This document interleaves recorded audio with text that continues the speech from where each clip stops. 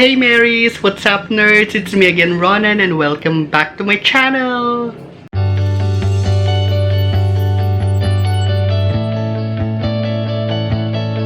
Hello everyone! So guys, kamusta naman kayo? How's GCQ treating you so far? Nakakalabas na ba kayo? Okay na ba sa labas? Marami na bang tao? Nakikita ko sa news na nagta-traffic na yung EDSA, no? Nakakaloka. Anyway, life update, hindi pa rin ako nakakalabas. So, hindi pa rin ako lumalabas. I think lumabas lang ako masyadong maaga, madaling araw kasi bumili ako ng pandesal. At wala pang tao, walang tao. Pero bukas na yung yung bakery. Bumili na ako ng pandesal tapos umuwi na ako agad. So yun lang yun. Pero yung normal na hours talaga, 6 AM onwards, never pa ako nakakalabas. We're thinking of going to Uptown para bumili ng gamot, yung mga vitamins. But I'm not sure yet. Natatakot pa rin ako lumabas actually, especially pag maraming tao, ganyan. Sabi nila, marami na daw talagang tao sa labas. But anyway, kamusta kayo guys? I hope okay na kayo now that we are in GCQ. Kamusta naman? Nakakalabas na ba kayo? Pumapasok na ba kayo sa work? Anong changes na naganap compared nung ano pa tayo? Yung quarantine period pa natin last week ba? As for me, as usual, work from home pa rin ako. Wala pa rin advice kung anong changes or whatever. But as of now, I'm just grateful na I'm working. Yun lang naman yung importante sa akin, na in the midst of pandemic, may trabaho tayo. Kaya yun, I'm just grateful and I'm thankful talaga na at least, di ba? But anyway, guys, I just want to say thank you dun sa mga bago nating mga subscribers pala. Salamat and thank you for subscribing and sana nag-enjoy kayo or meron kayong mga nakukuha dito sa channel natin na kahit paano naman nakatulong sa inyo. And dun sa mga nag-message sa akin, nag-congratulate sa akin dahil monetize na nga tayo. Thank you. Kaya din naman natin naabot ito dahil because of you guys. Dahil sinuportahan nyo yung channel natin and thank you. I'm just grateful. Anyway, so ano ba yung pag-usapan natin ngayon? Okay, let's go back to the anxiety topic. Kasi ito naman talaga yung channel na to. It's about anxiety, about mental health issues, so ganyan. Balik tayo, no?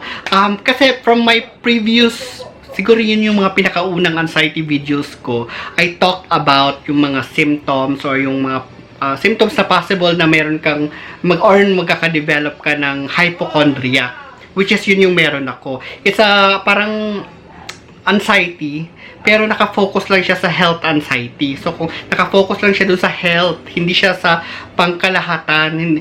Kasi pag generalize anxiety, di ba, pangkalahatan, kahit anything na natitrigger ka.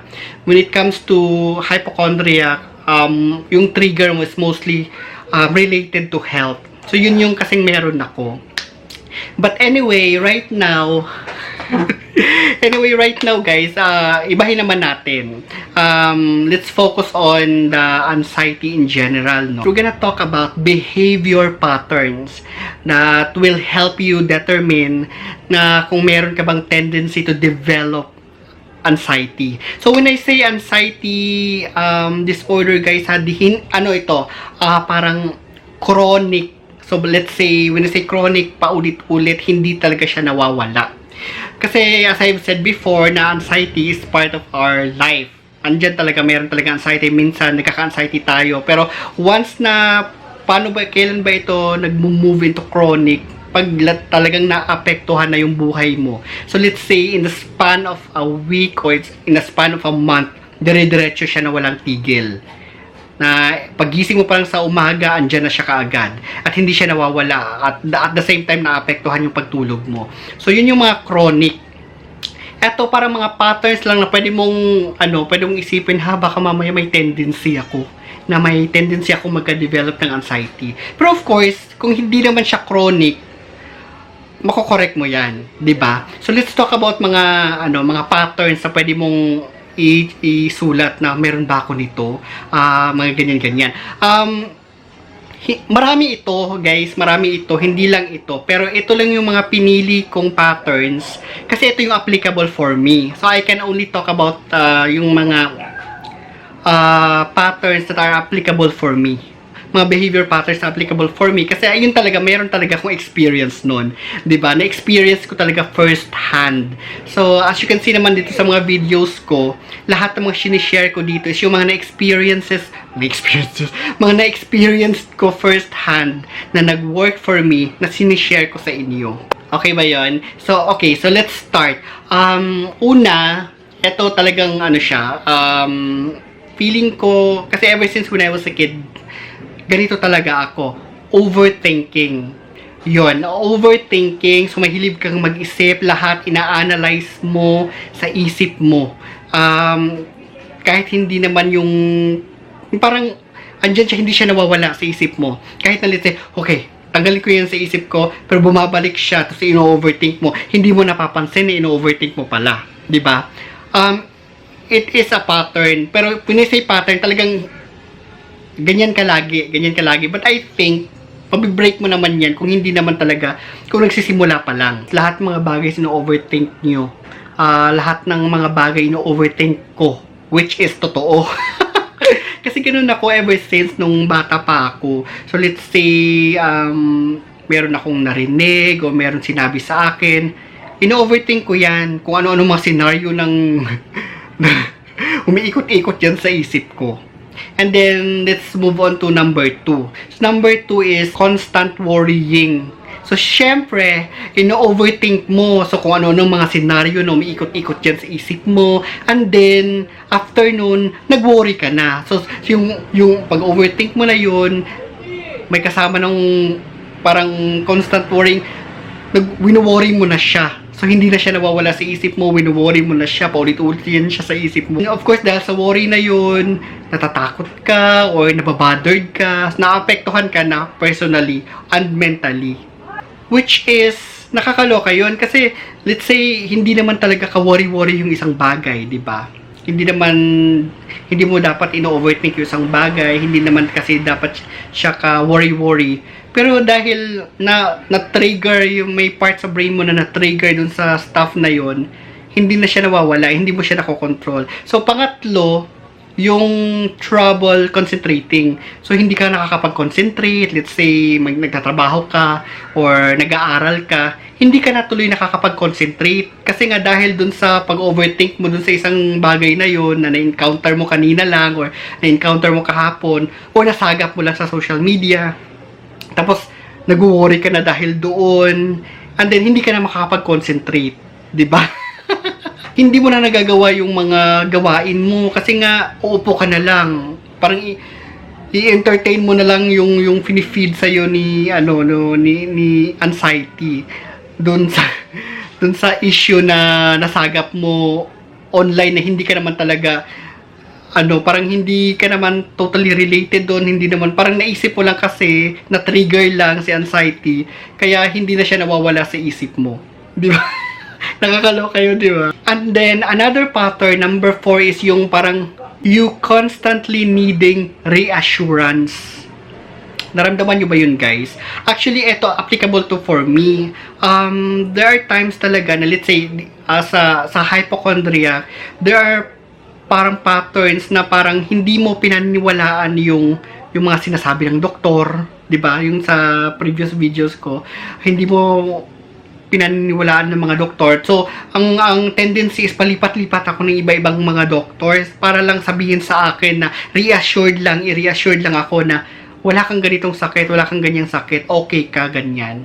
So, in general, parang kailangan parang needy ka, parang hindi naman totally needy, pero kailangan mo ng reassurance from someone to tell you na don't worry, you'll be okay, you'll be fine, ganyan. Don't worry about this. Huwag kang masyadong mag-overthink ng bagay na ito. So you seek someone na to tell you na just you'll be okay. Hindi yan, huwag mong i-overthink ganyan. And then, hindi ka pa rin satisfied, punta ka ulit sa sa ibang tao para sabihin niya sa'yo na the same thing, na you don't have to worry, ganyan-ganyan. But still, you're not satisfied inside. Kasi nga, finifeed pa rin ni anxiety yung takot mo, yung worry mo. Ino-overthink mo pa rin siya, hindi mo siya nakokontrol. And then, number 5. Ito yung number 5 na to, naging ito siya, nangyari talaga to sa akin. And I'm sure na nangyari din ito sa inyo. Kalimitan na nagme-message sa akin may ganitong issues. Dahil dun sa pag-overthink natin, dahil dun sa overthinking, dahil dun sa worry, dahil hindi na ka na makakapag-concentrate, dahil kailangan mo ng mga people to tell you that you're okay, ganyan, nagkaka-insomnia ka na. Hindi ka makatulog. Kasi nga, constant yung mind mo na umaandar. Let's say, paghiga mo, andyan pa rin, hindi ka makatulog kasi andyan si, nag-overthink ka pa din, kahit napatulog ka na, kahit inaantok ka na, and then, nakatulog ka. Nung nakatulog ka, nagigising ka ng, let's say, after 4 hours or 3 hours of sleep, and hindi ka na ulit makatulog dahil pag dilat pa lang ng mata mo, o dahil pagising pa lang, andyan na ulit, nag-overthink na ulit yung isip mo at hindi mo siya nakokontrol hanggang hindi ka na makatulog. Yun. So, affected tayo dyan, guys. Nangyari sa akin yan, no? It took a while para ma-overcome ko yung insomnia ko because of overthinking, because of worrying, because of fears, ganyan ng anxiety. And then after that, number 6 na tayo. Dahil nga hindi kulang ka lagi sa tulog, 3 hours lang yung tulog mo, 4 hours lang yung tulog mo, naapektuhan yung memory mo. So, mahirap pag-memorize. Madali ka makalimot, 'di ba? Feeling mo, of course, andyan na naman si anxiety, telling mo baka mga mamaya nagka-memory loss ka na. Marami kang bagay na hindi mo naaalala, maraming bagay kang nakakalimutan. Paglabas mo ng bahay, nakalimutan mo yung susi mo, nakalimutan mo kung yung wallet mo, yung ID mo, ganun. Ayun, so naapektuhan yung memory mo. Dahil nga, kulang ka lagi sa tulog, ilang oras lang yung tulog mo, tapos ino-overthink mo lahat, nag-worry ka, hindi ka makapag-concentrate. And then, yung number 7, guys, actually, hindi ito lahat, no? Hindi siya masyadong applicable for me. But then, marami akong nare-receive na message na ganito sila. So, sinama ko siya dito. Yung lack of patience. Yung pasensya, masyadong maiksi. Nag-burst out ka agad, nagagalit ka agad. Which is understandable. Kasi nga, dahil lagi parang feeling mo punong-puno yung isip mo, tapos ang dami mo pang nakakalimutan, ang daming clutter dyan sa isip mo, tapos kulang ka pa sa tulog, diba? So talagang parang yung pasensya mo, sasabog ka kaagad, masyadong maiksi. Pero for me, hindi ito siya applicable. I'm not sure kung bakit. Masyadong mahaba kasi yung pasensya ko. Hindi ako yung basta-basta na lang nagagalit or sumasabog. Hindi ito applicable for me. For sinama ko dito. But yun, ito yung mga guys, ito yung mga patterns lang na pwede mong isulat.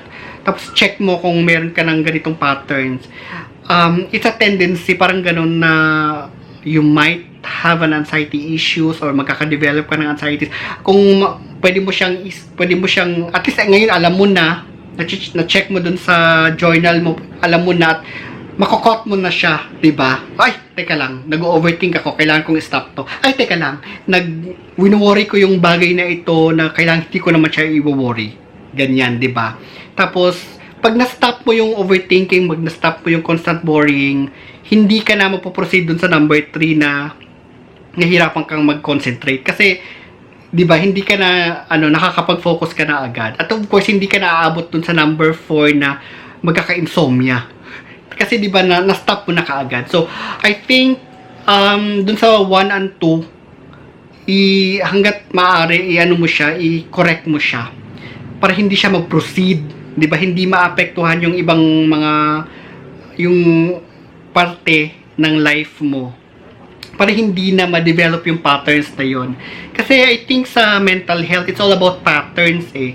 It's all about patterns na tinitingnan. I mean, kaya lang naman nagmamanifest yung mga symptoms, physical symptoms sa katawan natin dahil lahat ng mga patterns na to nag-i-exist sa'yo. And hindi lang siya nag-i-exist sa'yo, chronic siya. Yung parang paulit-ulit at naapektuhan na yung buhay mo. Pero guys, hindi ibig sabihin na meron kang ganito, may anxiety magkakaroon ka na ng anxiety issues kaagad.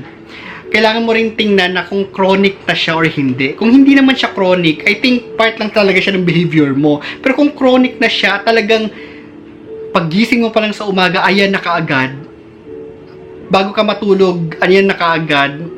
Tapos naapektuhan na yung pagtulog mo. And kung naapektuhan na talaga yung life mo and gusto mo nang magpatingin, then go ahead, patingin ka sa psychiatrist. Pero kung kaya mo naman, kaya mong i-correct na ikaw lang, i-correct mo, i-stop mo na kung hindi pa naman talaga siya ganun kalala. But as I've always said guys, I'm not a doctor. Pare-pareho lang tayo, sinishare ko lang yung mga nag-work for me at yung mga na-experience ko. Pag hirap ka na talaga, please, don't come for me. Huwag kang pumunta sa akin, humingi ng advice. Kasi sasabihin ko lang din naman sa'yo na pumunta ka sa doktor talaga para mabigyan ka ng tamang lunas. Magpa-overall ka and magpa-refer ka sa psychiatrist or sa psychologist kung hindi mo naman kailangan ng gamot. Okay, so guys, I hope na this makes sense, no?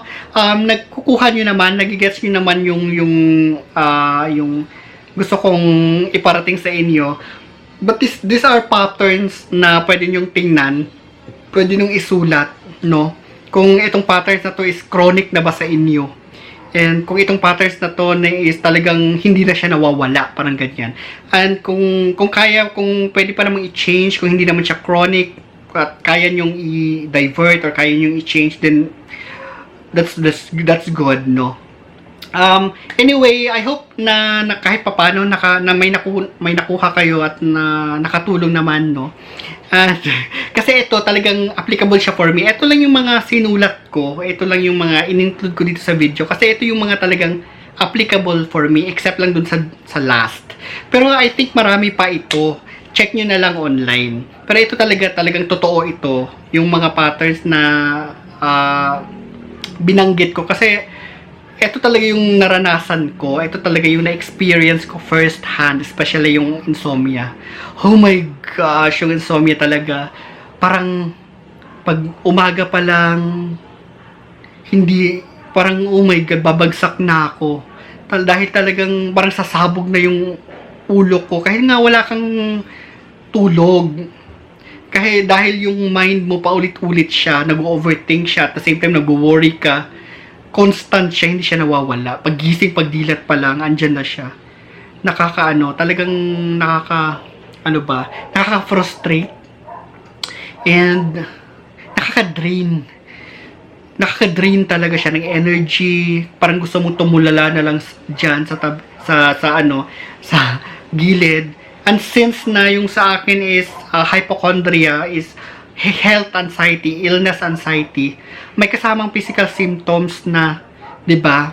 Kasi nga kung ano yung mga pinupush ni anxiety sa isip ko, nararamdaman ko yung physical symptoms kasi nagre-react yung katawan. But anyway, ganun talaga no. Anyway, I hope na may nakuha naman kayo kahit papano, and I hope everything is okay with you guys. Let me know kung meron kayong mga patterns na to. And of course, I just want to say thank you guys sa lahat ng mga suporta ninyo, and please do share our videos, especially dun sa mga friends niyo na may anxiety issues. Share niyo yung yung channel natin, baka sakali makatulong. Okay? And thank you so much sa mga nag-message sa akin, sa mga nag-comments dito sa sa YouTube na sa comment section. Thank you, and yeah, please do subscribe to my channel and bigyan niyo ako ng like. And hanggang sa next video na lang ulit, no? Guys, I pray na okay lang kayo. I pray na healthy yung pamilya ninyo and healthy kayo. And I pray na peaceful yung isip ninyo and nakakapag-isip kayo ng maayos, and just take your time talaga to breathe. At least 1 hour sa isang araw na yun, or 30 minutes sa isang araw, just stop what you're doing, take your time to just breathe and focus on your breathing para ma-relax yung mind, para ma-push out yung mga kung ano may yung negativity dyan sa isip ninyo at yung kung ano yung mga stress na sa katawan niyo ma-push. Just breathe deeply and i-appreciate nyo yan. Yung pag-inhale, pag-exhale, kasi malaking bagay yan, especially for us na may anxiety issues. Ay, actually guys, kaya talagang hindi ko pinromote ito yung channel natin. Kasi nga, nang heavily, hindi ko promote yung channel natin heavily kasi nga, may mga pinag-uusapan tayo dito na para sa dun sa mga normal na walang anxiety issues, parang OA, di ba? Especially yung mga ganito, yung mga breathing exercise, kung gaano ka-importante yung breathing. Yan. Para sa mga normal na tao, hindi ito pero for us na may anxiety issues, malaking bagay ito. Ayun, so thank you guys sa lahat ng mga suporta ninyo, and as I've always said, please choose life. Please choose happiness, and please start your day with a smile. I will no longer say na please stay at home kasi GCQ na tayo. What I'm going to say is please wash your hands and stay safe. Thank you and bye for now.